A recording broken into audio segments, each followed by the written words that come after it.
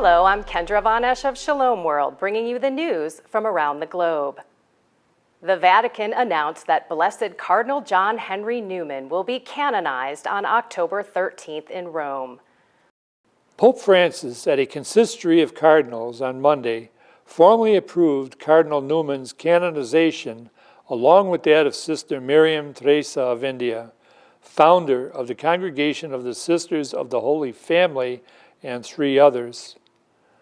Originally an Anglican priest, Cardinal Newman converted to Catholicism in 1845.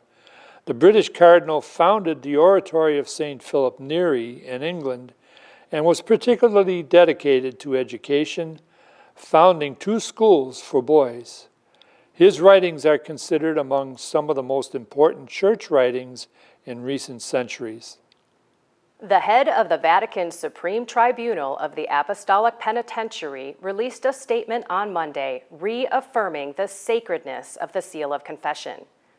This is in light of governments in Australia, California, and other parts of the world trying to undermine the sacramental seal. CardinalMaroPia-chenza said every political or legislative initiative intended to force the inviolability of the sacramental seal would constitute an unacceptable offense against the freedom of the Church, which does not receive its legitimacy from individual states, but from God.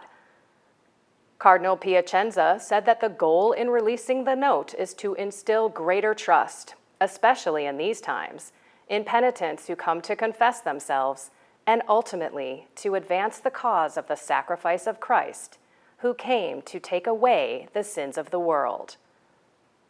A Polish branch of the home furniture retailer IKEA is facing a public backlash and an official investigation after it terminated a worker who posted information opposing a pro-LGBT corporate event. Tomasz K., a long-term employee at IKEA's Krakow store, was recently dismissed after he posted a quote from the Bible in response to a notice on IKEA's intranet that advertised a gay pride event. The worker filed a lawsuit accusing IKEA of religious discrimination. Poland Minister of Justice Zbigniew Ziobro asked the National Prosecutor's Office to look into the case. The Minister of Justice said that the dismissal was unacceptable and absolutely scandalous. The highest court of appeals in France ruled that the life support machines keeping Vincent Lambert alive, who has severe brain damage, could be turned off. This court struck down a lower court's ruling that had ordered doctors to continue feeding and hydrating the patient. This past Friday, his parents threatened to press murder charges if his life support is stopped. Last month, Cardinal Kevin Farrell, prefect of the Dicastery for Laity, Family, and Life, and Archbishop Vincenzo Paglia, president of the Pontifical Academy for Life, condemned the removal of food and water from Lambert. In a joint statement, they said that interruption of food and hydration entails a serious violation of the dignity of the person.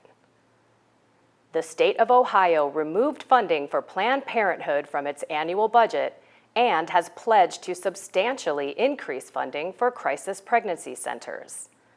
The Senate spending bill cuts $1.5 million in funding from Planned Parenthood and allocates $5 million for the state's more than 200 pregnancy centers. Pro-lifers in the state are hopeful that the increasing of funding will allow pregnancy centers to offer more aid to mothers with free ultrasounds, baby items, and parenting classes. Thanks for watching and for your support. Stay in touch on social media, our app, and online at shalomworld.org. May you walk in the light of the Lord, and may peace be with you always.